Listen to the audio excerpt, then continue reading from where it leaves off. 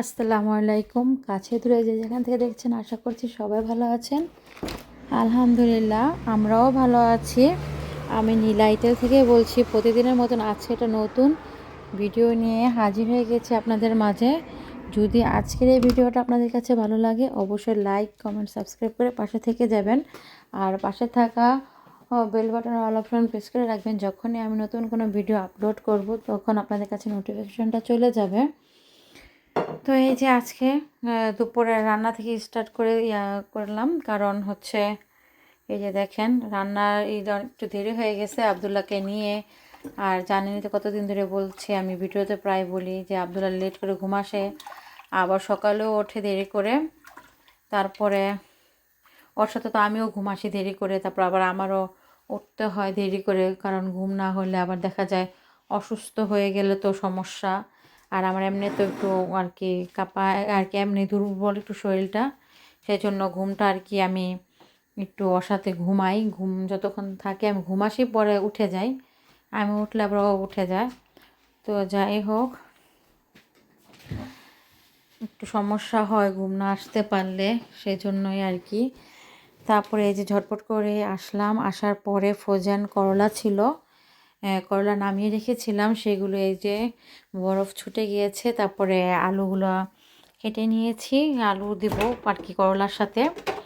আর হলো টমেটো কেটে নিচ্ছি, এগুলো হচ্ছে মুরগির গোস্ত রান্না করব, তার মধ্যে দেওয়া হবে। আর পেঁয়াজও কেটেছি করলার জন্য, আর মাংস রান্না করব সেটাতে আর কি দিব, তাই দুই আইটেম রান্না করব, দুটোটার ভিতরেই দিব পেঁয়াজ। আর গোস্ততেও আলু দেওয়া হবে, সেজন্য কেটে নিয়েছি আলুও। তারপর তো এই যে ফ্রাই প্যানটা গরম, তেলটা গরম হওয়ার পরে পেঁয়াজটা দিয়ে দিলাম। দেওয়ার পরে এখন একটু সুন্দর করে একটু আরেকটা ধোয়া, দুই তিনটা ধোয়া দিয়েছি আর কি। এগুলা তো ফ্রোজেন আর কি, ফ্রোজেন তো খাই আর কি, না খাইলেই ভালো। ফ্রোজেন কি বলবো, একেবারে ফর্ম হয়ে যায়। ধুয়েও যদি রাখি তারপরও মনে করেন এটা যে ভিটামিন পুষ্টিগুণ বা সবজির ভিতরে একটা পানি থাকে, ওইটা একদম ফ্রোজেন যখন বরফটা ছেড়ে দেয় ওই পানিগুলো শুদ্ধ বের হয়ে যায়, একদম সাবা সাবা হয়ে যায়। কি বলবো, এত দামের সবজি ইতালিতে আর কি 7 টাকা 8 টাকা বা 6 টাকা, 6 ইউরো আর কি, সরি এই দেশে আর কি ইউরো বলে, ইউরো করে কিনে তারপর যদি এরকম খেতে হয় আফসোস লাগে। আর আমার কাছে ভালো লাগে না, যে মনে হয় যে সব পুষ্টিগুলো চলেই যাচ্ছে। তাই ভাবছি এখন থেকে যদিও নিয়ে আসে 3-4 পদের সবজি নিয়ে আসতে বলো, 1 কেজি করে নিয়ে আসতে বলবো। বেশি আর কি আনার দরকার নেই, সাথে সাথে খাবো যতটুক আর কি খেলে তৃপ্তি লাগবে, মানে শান্তি লাগবে, ততটুকু নিয়ে আসে খাবো। ওই ফ্রিজে রাখার আর কোনো প্রয়োজন নেই। ওরকম খাবার খাওয়ার চাইতে না খাওয়াই ভালো। ফ্রোজেন তো সবই খাই, এখন যদি সবজিগুলোও ফ্রোজেন খাই আর কি কেমন একটা বিষয় বলেন তো।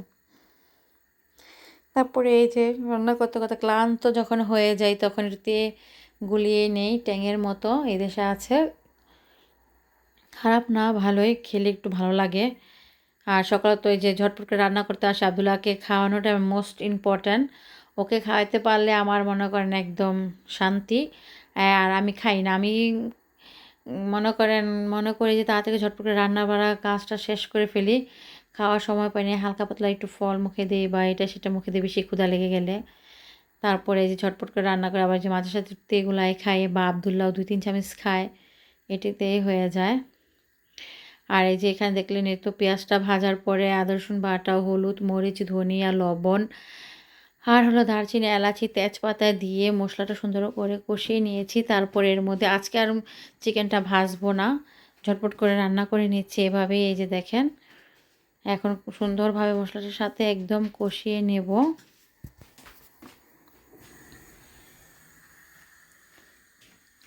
আমি ঢেকে ঢেকে দেব অবশ্য, কারণ অনেক পানি ছাড়বে। আর যেহেতু পানির মধ্যে আমি ধুয়ে রেখেছিলাম, পানি থেকে তুলে তুলে দিয়েছি, সেহেতু একটু অনেক পানি উঠবে। আর এই যে ময়লা এটা ভরে গিয়েছে, দেখেন উঠাতে পারছি না, এত বার হয়ে গিয়েছে, উঠছেই না ডিব্বা থেকে। তা যাই হোক, ঝটপট করে যে রান্না করি আর পাশাপাশি সব কাজগুলো আমার করে নিতে হয়। এই যে ময়লাগুলো তুলে বারান্দায় রেখে দিলাম, কারণ ভিতরে রাখলে দেখা যায় সারা বাসা একটা গন্ধ হয়ে যাবে। আর এই পোটলা যদি আমি এখন না উঠাই দেখা যাচ্ছে যে এগুলা একদম পোকা হয়ে যায়, এরকম একটা পরিস্থিতি।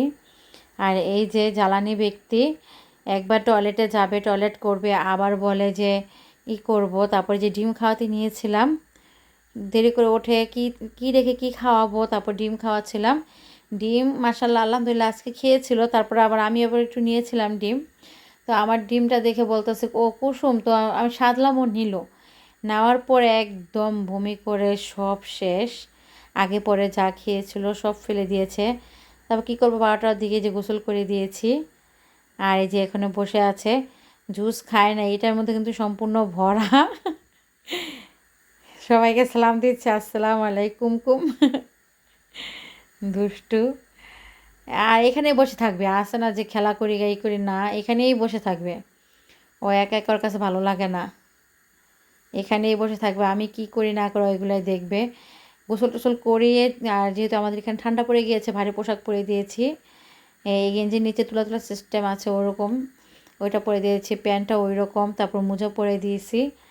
আর এখন বসে আছে আমার সাথে। কি করব, এখানে বসে থাকবে, তা থাকুক, সমস্যা নেই, আমার কাছেও সুবিধা।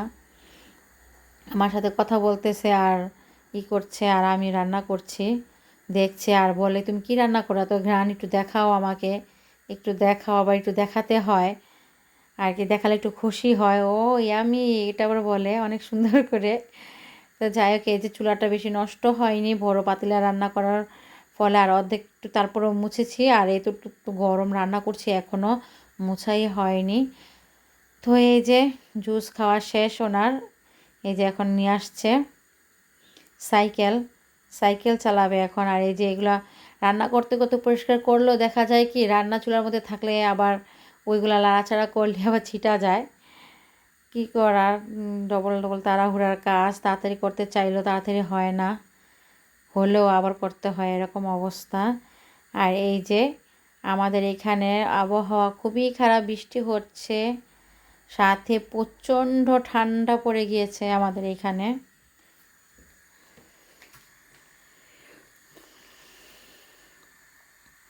অনেক ঠান্ডা, পাহাড়ি রাস্তা, পাহাড়গুলো একদম থমথম করছে। এখনও অবধি অনেক সবুজ আছে, গাছপালা অনেক সুন্দর আছে, কিছুদিন পরে একদম চলে যাবে সব। তারপর তো দুপুরে খাওয়া দাওয়া করে ঝটপট করে আবদুল্লাহকে খাইয়ে দিয়ে ঘুম পাড়িয়ে তারপরে আমি নিজেরাও একটু রেস্ট নিয়ে চলে আসলাম। এই যে নিয়ে আসছিলো পানিপুরি, দেখি এটার অবস্থা কি।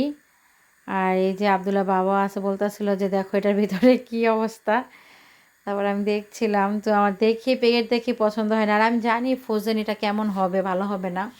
তার চাইতে যে ভেজে খাবো, আলু সিদ্ধ করে পেঁয়াজ মরিচ দিয়ে ধনেপাতা দিয়ে বাসায় টক বানিয়ে খাবো, ওইটা যখন খাবো ওইটা আপনাদের সাথে শেয়ার করবো, দেখবেন ওইটা অনেক টেস্ট হবে। কারণ আমি আরও আরেকবার খেয়েছি, আর এটা তো একদমই ভালো ছিল না, একদম বাজে। দেখেন আমি এগুলো পানি দিয়ে আবার গুলিয়ে নিছি, কি যে একটা অবস্থা, ফেলে দিতে হয়েছে। কিন্তু ফুচকাটা ওই যা নর্মালি যেটা পাপড়ের মতন হয় ওরকম না, যেটা অরিজিনাল ফুচকা ওইটা আর কি, শক্ত শক্ত, ভালোই ফুচকাটা ভালো, কিন্তু এই মশলাগুলো ফ্রোজেন। যে যাই হোক, ভিডিওটা এই পর্যন্ত।